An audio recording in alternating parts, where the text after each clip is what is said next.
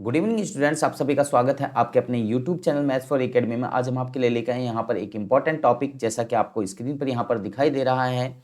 यहाँ पर pre board examination 2024-25 class 10th का ये टॉपिक है। बेसिक मैथ्स पेपर का सॉल्यूशन हम यहाँ पे अभी कराने वाले हैं, जिसको हम एमसीक्यू पार्ट्स कहते हैं, यानी कि क्वेश्चन एमसीक्यू क्वेश्चंस जो होते हैं कितने मार्क्स के होते हैं, 1 मार्क्स के होते हैं। तो वो वाले सवाल हम यहाँ पर आपको कराने वाले हैं और ये हमारी हमारी जो है इसकी पहली वीडियो है।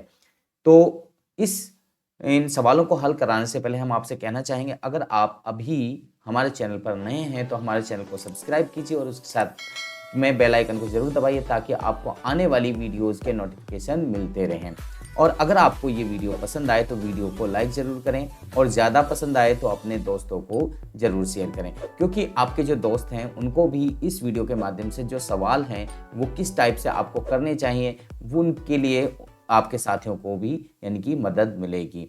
तो उम्मीद है कि आप सभी इस वीडियो के एंड तक बने रहेंगे हमारे साथ में। और अगर आप इस वीडियो के एंड तक बने रहते हैं तो आपको आने वाले जो सवाल हैं कि किस टाइप के सीबीएसई में पेपर में जो सवाल आते हैं किस तरीके से हल करने हैं, तो वो आपको पता चल जाएगा। और कौन सी ट्रिक आपको लगानी चाहिए, किस सवाल में कौन सी ट्रिक लगानी चाहिए, तो ये आपके लिए मज़ेदार वीडियो होने वाली है। चलते हैं और शुरू करते हैं टाइम वेस्ट किए हुए।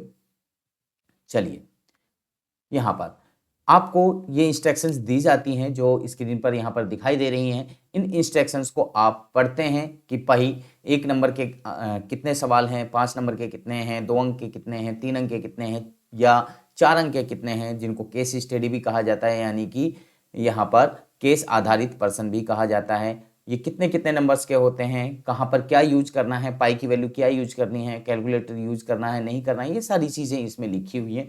तो इनको आपको ध्यान से पढ़ना होता है।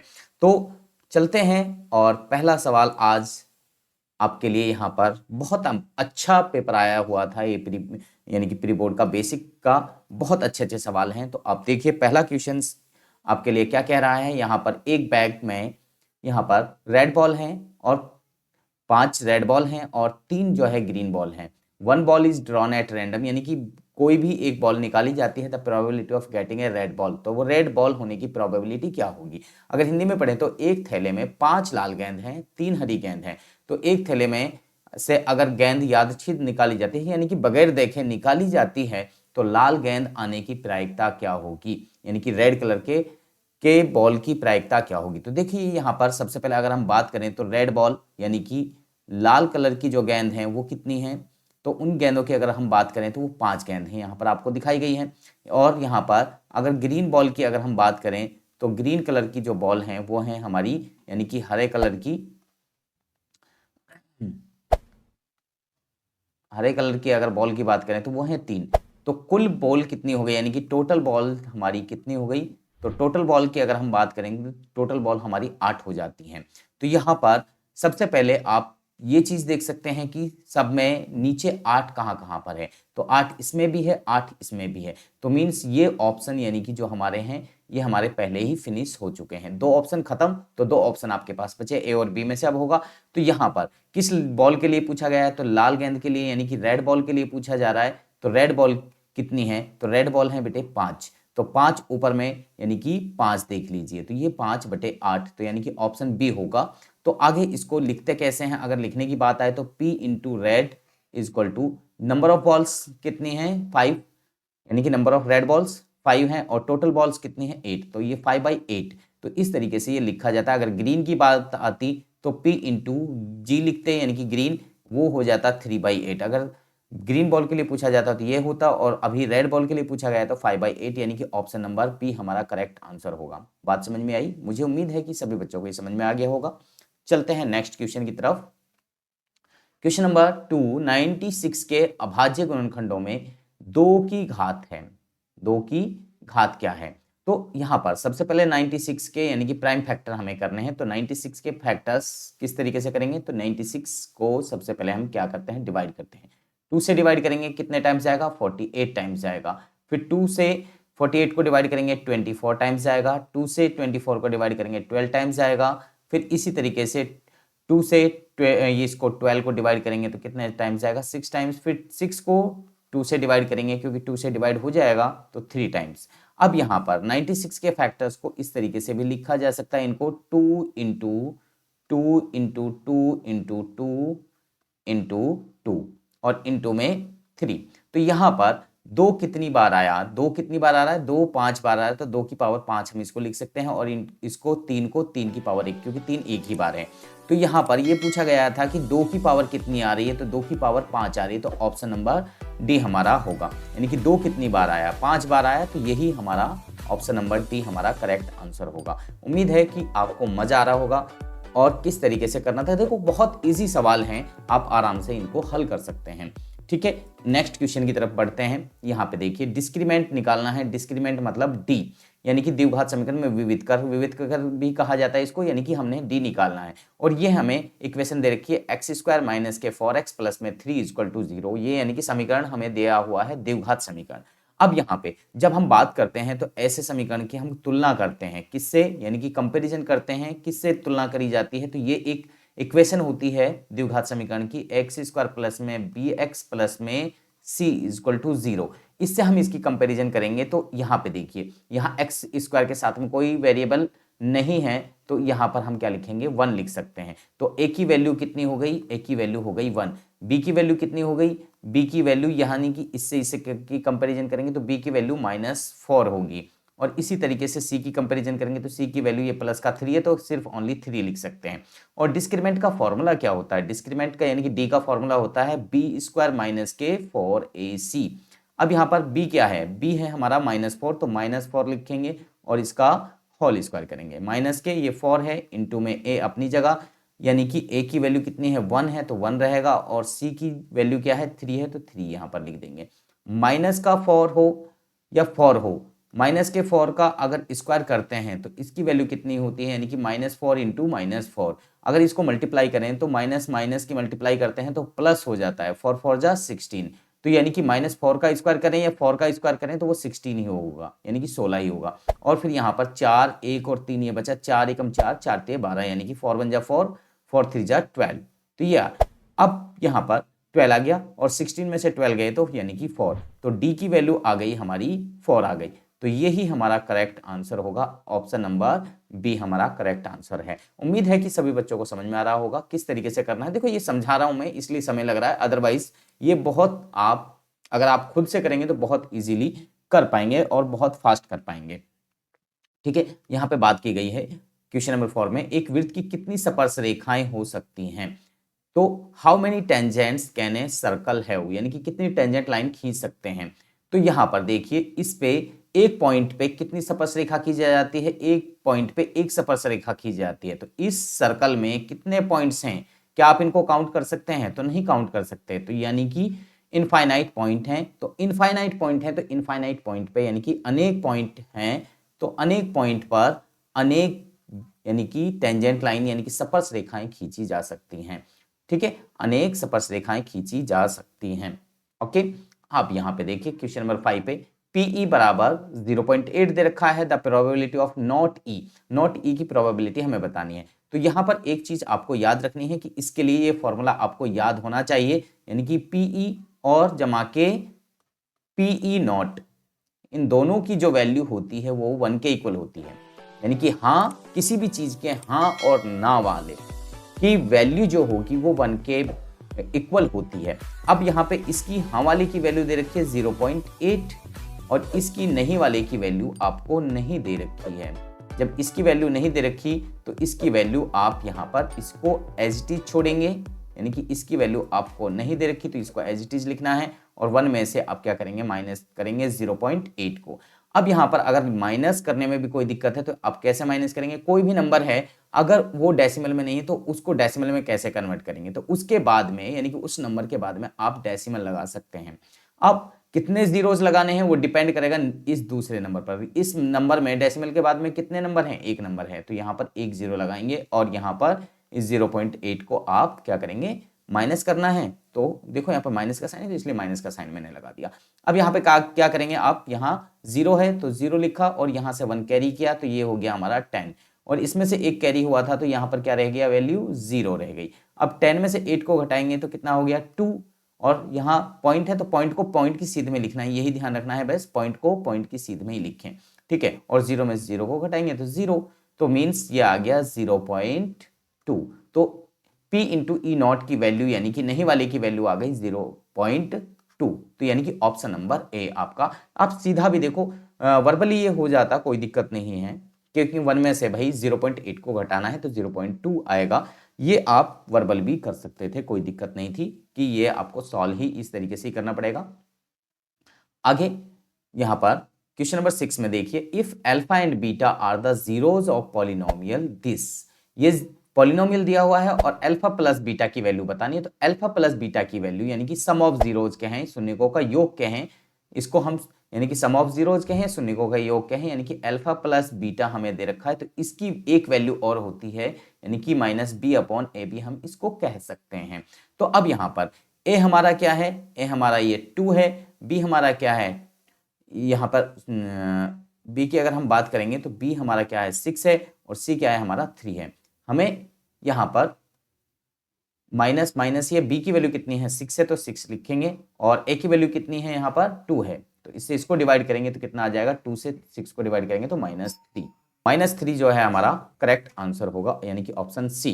तो ये सवाल इस तरीके से हो गया, यानी कि ऑप्शन सी हमारा करेक्ट आंसर होगा। क्वेश्चन नंबर 7, कोण थीटा वाले त्रिज्याखंड का क्षेत्रफल ज्ञात कीजिए, the area of sector of angle theta.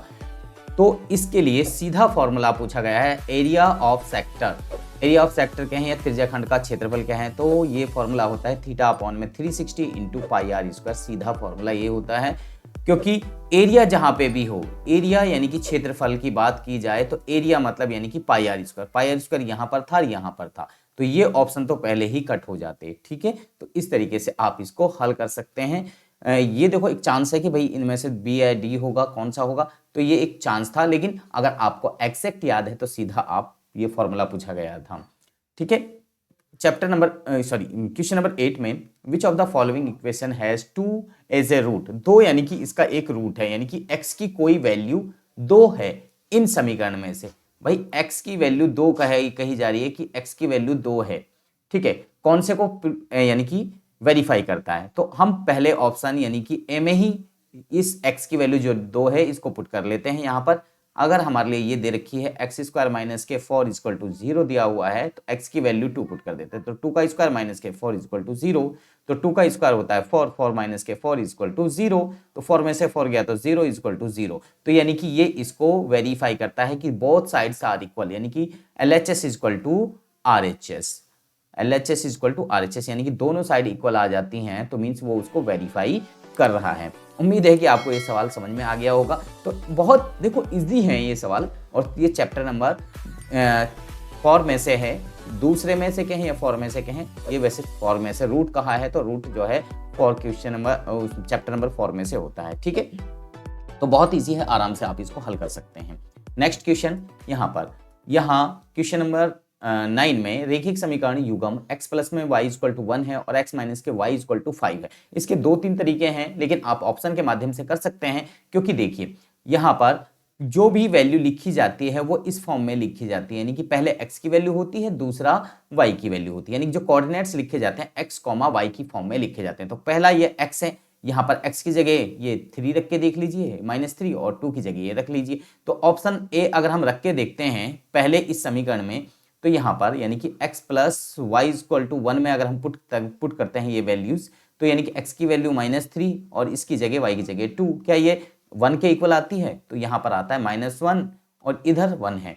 क्या लेफ्ट साइड राइट साइड के इक्वल है, नहीं इक्वल है, तो ये सेटिस्फाई नहीं करता, मीन्स ऑप्शन ए हमारा फिनिश हो गया। तो हम ऑप्शन बी की तरफ चलते हैं, तो ऑप्शन बी को हम इसी में पुट करते हैं, यानी कि x प्लस में y इक्वल टू 1 के जो ये हमारी इक्वेशन है फर्स्ट, इसमें पुट करते हैं, तो x की वैल्यू 3 और y की वैल्यू कितनी है -2, तो अगर हम पुट करते हैं तो क्या 1 आता है, तो 3 में से अगर 2 जाएगा तो 1 बचेगा, इधर भी 1, तो दोनों साइड इक्वल आ गई, ये इसको वेरीफाई कर रहा है। तो अब हम ऑप्शन बी से ही हम जो है इसको जो सेकंड है इसको भी वेरीफाई करते हैं, जो सेकंड इक्वेशन दे रखी है, यानी कि x minus y equal to 5, क्या इसको भी वेरीफाई करेगा, तो x की वैल्यू 3 माइनस ये फॉर्मूला इक्वेशन का माइनस है, और ये हमारे y की वैल्यू दे रखी है -2 इक्वल टू 5, ये 5 ऑलरेडी दी है, तो 3 यहाँ पर रहेगा, माइनस माइनस क्या हो गया प्लस, माइनस माइनस प्लस हो गया, और ये 2, क्योंकि ब्रैकेट का मतलब है मल्टीप्लाई, तो माइनस की माइनस से मल्टीप्लाई हुई तो प्लस हो गया, और ये 5 अपनी जगह रहेगा। 3 और 2 को ऐड करा तो 5, 5 इक्वल टू 5, तो ये भी इसको वेरीफाई कर रहा, तो यानी कि ऑप्शन बी जो है दोनों को वेरीफाई करता है, तो option B is the correct answer. ठीक है, अब यहाँ क्वेश्चन नंबर 10 में in the given figure DE parallel to BC और एई की वैल्यू बतानी है। देखिए मैं आपको एक शॉर्टकट बताता हूं, यहाँ अगर ये 3 है तो 3 का ये डेड 1.5 क्या है, 1.5 और 3 आपस में क्या है, इनका क्या संबंध है कि भाई डेड का जो है 3 जो है डबल होता है, तो भाई 3 का अगर डेड हाफ है तो 2 का हाफ क्या होगा, तो 2 का हाफ 1 होगा, तो ऑप्शन 1। तो आप इसको ऐसे भी कर सकते हैं, ये वैसे यहां पर AD अपॉन में DB यानी कि जो साइड्स होती हैं, अगर DE ये लाइन इसके पैरेलल है तो साइड्स क्या होती हैं, प्रोपोर्शनल होती हैं, यानी कि अनुपातिक होती हैं। तो यहां पर इस तरीके से आप इसको लिख सकते हैं, यहां पर AD अपॉन में DB और AE अपॉन में EC। AD की वैल्यू कितनी है 1.5 और DB की वैल्यू कितनी है, DB की वैल्यू 3। ठीक है, AE की वैल्यू नॉट गिवन और EC की वैल्यू कितनी है 2, तो 2 को इधर लेके आप जाएंगे तो 2 इंटू 1.5 अपॉन में 1.5 अपॉन में 3 इक्वल टू AE, 3 अपॉन में 3 हो जाएगा, 2 की अगर 1.5 से मल्टीप्लाई करेंगे तो 3 और यहाँ पर AE रहेगा। ठीक है, 3 से 3 कटा तो 1, तो A इक्वल टू 1 आ गया, 1 सेंटीमीटर। तो इस तरीके से भी आप इसको हल कर सकते हैं। ठीक है, यहाँ पर question number 11 the class mark of A class interval 25 minus के 40 यानी कि वर्ग अंतराल 25-40 का वर्ग चिन्ह क्या है, यानी कि जिसको हम कहते हैं क्लास मार्क। ठीक है, क्लास मार्क क्या होता है, ये होता है अपर लिमिट प्लस में लोअर लिमिट और अपॉन में होता है बेटे 2। इसको आप उल्टा भी लिख सकते हैं, लोअर लिमिट प्लस में अपर लिमिट अपॉन में 2, तो यानी कि 40 जमा के 25 बटे में 2, ये हो जाएगा आपका 65 बटे में 2। तो इसको 65 को हाफ यानी कि कितना होता है 32.5, यानी कि 2 से अगर आप डिवाइड करेंगे तो यानी कि ऑप्शन नंबर डी आपका जो है करेक्ट आंसर होगा। आगे यहाँ पे क्वेश्चन नंबर 12 की अगर आप बात करते हैं तो यहाँ पर एक द्विघात बहुपद शून्यकों का योग 4 है और गुणनफल 1 है। तो देखो इसका शॉर्टकट बताता हूँ। अगर ये योग यानी कि प्लस में दिया हुआ है, यानी कि जो सम ऑफ जीरोज है अगर 4 पॉजिटिव है तो यहाँ पे नेगेटिव में देखिए, नेगेटिव कहाँ कहाँ पे है, तो नेगेटिव इसमें है यानी कि ऑप्शन बी में और ऑप्शन डी में है, तो यानी कि ये ऑप्शन पहले ही कट हो गए। अब यहाँ पर फिर गुणनफल की बात करें, यानी कि जो यहाँ प्रोडक्ट ऑफ जीरोज है ये पॉजिटिव में है तो ये पॉजिटिव में ही देखना है, तो पॉजिटिव में किस में है, यानी कि ऑप्शन बी में है, तो ये ऑप्शन बी जो है करेक्ट आंसर हो गया। अब कैसे, इसके लिए एक फॉर्मूला भी है, तो ये आप फॉर्मूला इस्तेमाल कर सकते हैं। तो एक्स स्क्वायर माइनस के अल्फा प्लस बीटा इंटू में एक्स प्लस में अल्फा बीटा। देखो सम ऑफ जीरोज को आप अल्फा प्लस बीटा कह सकते हैं और इसको प्रोडक्ट ऑफ जीरोज को अल्फा इंटू बीटा कह सकते हैं। तो यहाँ पे वैल्यू पुट कर दीजिए, तो एक्स स्क्वायर माइनस के अल्फा प्लस बीटा की वैल्यू कितनी है 4 है और एक्स एक्स ही है, प्लस में अल्फा बीटा कितना है 1 है, तो ये फॉर्मूला होता है। तो इस फॉर्मूले के माध्यम से भी आप इसको सॉल्व कर सकते हैं, तब भी आपका ऑप्शन बी ही आएगा। ठीक है, अब यहाँ पे बात करते हैं क्वेश्चन नंबर 13 साइन ए 5/13। तो देखो यहाँ पे एक फॉर्मूला है जो आपको याद रखना है, पंडित बद्री प्रसाद हर हर बोल सोना चांदी तोल। तो देखो P अपॉन में H यानी कि परपेंडिकुलर अपॉन में हाइपोटेनस, ये होता है साइन थीटा, फिर ये कॉस थीटा, ये टेन थीटा। B अपॉन में H को कॉस थीटा कहेंगे, P अपॉन में B को टेन थीटा कहेंगे। अब हमें यहाँ पे कॉस निकालना है और हमें साइन दे रखा है, तो देखिए इसको हम परपेंडिकुलर कहेंगे, इसको हाइपोटेनस कहेंगे, नीचे वाले को बेस कहेंगे। अगर यहाँ पे A कहा है तो यहाँ पर एंगल हम A कहेंगे, यहाँ पर B साइड और यहाँ पर C। ठीक है, तो ये ABC हमारा ये यानी कि त्रिभुज के नाम हो गए, और ये हमें क्या दे रखे हैं, यानी कि हाइपोटेनस, बेस और ये परपेंडिकुलर। तो अब यहाँ पर अगर हम साइन की बात करेंगे तो साइन A यानी कि परपेंडिकुलर अपॉन में हाइपोटेनस, तो परपेंडिकुलर कितना है यानी कि 5 और बटे में 13, तो परपेंडिकुलर की जगह 5 रख देते हैं और हाइपोटेनस की जगह 13 रख देते हैं। तो यहाँ पे हाइपोटेनस का एक फॉर्मूला होता है कि hypotenuse square equal to base square plus में परपेंडिकुलर स्क्वायर। इसके अनुसार अगर आप इसको सॉल्व करेंगे तो हाइपोटेनस की वैल्यू पुट करिए, परपेंडिकुलर की वैल्यू पुट करिए और बेस निकल कर आ जाएगा। तो मैं एक लॉजिक आपको बता देता हूँ, अगर ये यानी कि यहाँ पर जो 90 के अपोजिट में जो साइड है अगर वो 13 है, यानी कि सबसे बड़ी है, इनमें 13 है और ये 5 है, तो ये वाला 12 होगा। तो इसके माध्यम से आप इसको हल भी कर सकते हैं, कोई दिक्कत नहीं है। तो ये 12 हो गया। तो अब आपको कॉस की वैल्यू निकालनी थी, तो कॉस ए की वैल्यू क्या होगी? तो कॉस ए की वैल्यू होगी बेस अपॉन में हाइपोटेनस। तो बेस कितना है? बेस हमारा यहाँ पर 12 आ गया और ये यानी कि हाइपोटेनस है हमारा 13। तो ये ऑप्शन नंबर ए हमारा करेक्ट होगा। बहुत से बच्चों ने हो सकता है ऑप्शन डी लगाया हो, तो ये बिल्कुल भी नहीं होगा, ऑप्शन डी नहीं होगा, ऑप्शन ए होगा। तो इस चीज का थोड़ा सा ध्यान रखना है। आप इसमें देखो, अगर आपको नहीं आता तो मैं आपको बता देता हूँ कैसे ये निकालना था। यहाँ पे h यानी कि हाइपोटेनस 13 है, तो 13 का स्क्वायर, बेस नॉट गिवन तो बेस का स्क्वायर ही छोड़ेंगे, परपेंडिकुलर कितना है यानी कि 5 दे रखा था तो 5 का स्क्वायर। ठीक है, 13 यानी कि 13 का स्क्वायर 169 होता है, बेस स्क्वायर बेस ही रहेगा और ये 5 का स्क्वायर 25 होता है। इस 25 को इधर लगाएंगे तो 144 होगा और 144 यानी कि 169 में से ये 25 को घटाएंगे और यहाँ फिर बेस का स्क्वायर बचेगा, तो ये आ जाएगा 144 और यहाँ पर बेस स्क्वायर। तो दोनों साइड में आप रूट करेंगे तो यहाँ पर इस स्क्वायर से रूट कैंसिल हो जाएगा, तो यहाँ पर केवल बी की वैल्यू आपकी ये रूट जो होता है 12 का होता है, यानी कि बेस इक्वल टू आपका यानी कि 12 हो जाएगा। तो इस तरीके से आपको निकाल सकते हैं। अगला क्वेश्चन की तरफ चलते हैं। क्वेश्चन नंबर 14, एक गोले का पृष्ठीय क्षेत्रफल और आयतन बराबर है तो गोले का व्यास बताइए। यानी कि surface area and volume of sphere are numerically equal. Numerically equal है मतलब दोनों इक्वल हैं, तो डायमीटर क्या होगा स्फीयर का? तो देखिए सर्कल की अगर हम बात करें तो यहाँ पर तो इसका टीएस से और वॉल्यूम, टीएस से क्या होता है 4 पाई आर स्क्वायर होता है और वॉल्यूम क्या होता है 4 अपॉन में 3 पाई आर क्यूब होता है। ठीक है, ये होता है। अब मैं इसको दूसरे उससे कलर से काट देता हूँ। देखो यहाँ स्क्वायर से अगर आप इसको काटेंगे तो यानी कि 3 में से 2 पावर कट जाएंगी। ठीक है, पाई से आप पाई को काटेंगे और 4 से 4 को काट देंगे। 3 को इधर ले जाएं तो 3 इधर रह जाएगा, आर इधर रह जाएगा, तो आर इक्वल टू हो गया यानी कि 3। आर की वैल्यू आपके पास में 3 आ गई। तो डायमीटर कितना होता है यानी कि रेडियस का डबल होता है, 2r होता है, तो यानी कि 2 इंटू के 3 यानी कि 6। अब यहाँ पे कोई नंबर्स नहीं रखा तो 6 यूनिट आप कह देंगे या फिर इसको हिंदी में कहते हैं इकाई। बात समझ में आई? इसको इकाई भी कहा जाता है। बात समझ में आई? तो इस तरीके से आप इसको निकाल सकते हैं, तो यानी कि ऑप्शन डी हमारा करेक्ट आंसर होगा। ठीक है, यहाँ पर क्वेश्चन नंबर 15 को देखें तो यहाँ हमें 2 इक्वेशंस दे रखी हैं। इनमें से पूछा गया है कि इनमें से ऑप्शन कौन सा है। तो यहाँ पर इसको जब हम कंपैरिजन करते हैं तो पहले को a1x कहा जाता है, दूसरे को b1y कहा जाएगा और इसको c1 कहा जाएगा। अब अगले वाली इक्वेशन की बात करें तो इसमें इसको क्या कहा जाएगा? इसको कहा जाएगा बेटे यानी कि a2x और ये b2y और ये c2। तो अब हम जब लिखेंगे यहाँ पे तो a1 अपॉन में a2, तो a1 कितना है यहाँ पर 2 है बेटे। ठीक है, और a2 कितना है 4 है। a1 हमारा 2 है और ये 4 है, इनको काटेंगे तो 1/2 आ जाएगा। इसी तरीके से हम अगर निकालेंगे तो b1 और b2 निकालेंगे तो b1 यहाँ पे y के साथ में कोई भी न्यूमेरिकल वैल्यू नहीं है तो यहाँ पे 1 होगी, तो 1 अपॉन में ये 2 है तो 1/2 हो गया।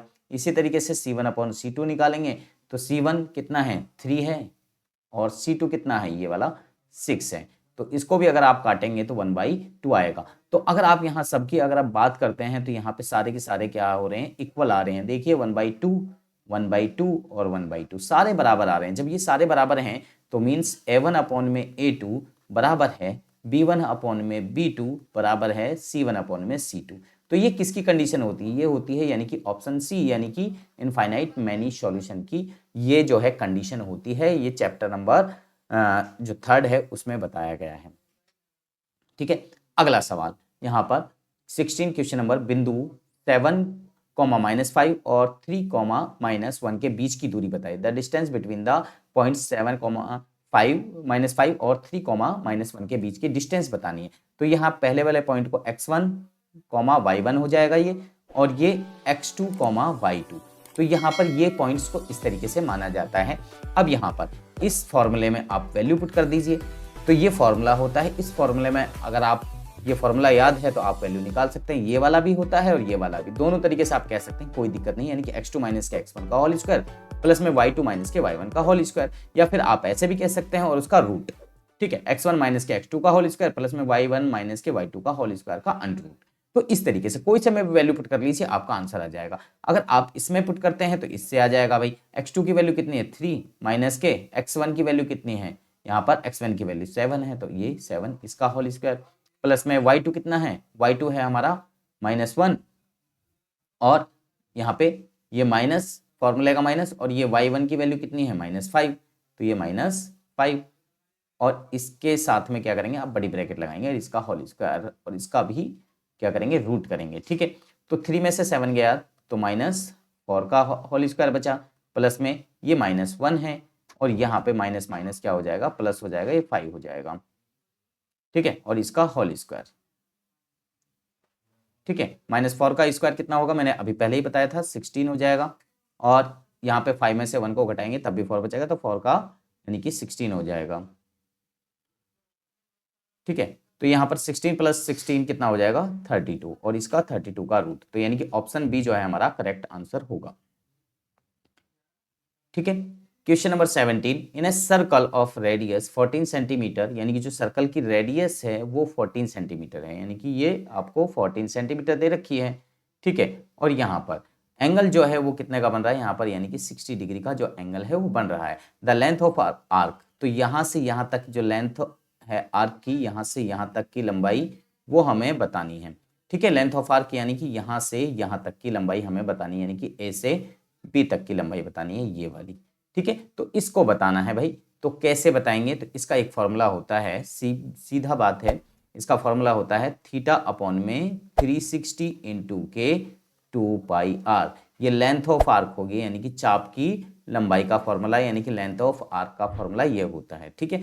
थीटा कितनी है अभी हमने यहाँ पे दे रखी है, थीटा यानी कि 60 डिग्री, 360 बटे सॉरी 60 बटे में 360, और 2 अपनी जगह, पाई की वैल्यू 22/7 हो जाएगी, और आर की वैल्यू कितनी है, आर हमें दे रखी है यहाँ पे 14 यानी कि 14, तो 7 से हम 14 को काटेंगे 2 बार, यहाँ 0 से 0 कट गया, 6 से हम 36 को काटेंगे 6 बार, फिर इस 2 से हम इसको काट सकते हैं 3 बार। अब जो बच गया उसको लिख दीजिए, तो यहाँ पे 22 बच गया और 2 बच गया, ठीक है, ये 22 बचा और ये 2 बचा, नीचे क्या बचा 3, ठीक है। 22 को 2 से मल्टीप्लाई करेंगे तो ये 44 अपॉन में 3 सेंटीमीटर, तो ऑप्शन बी जो है हमारा करेक्ट आंसर होगा। बात समझ में आई बच्चों, मुझे उम्मीद है कि समझ में आ रहा होगा।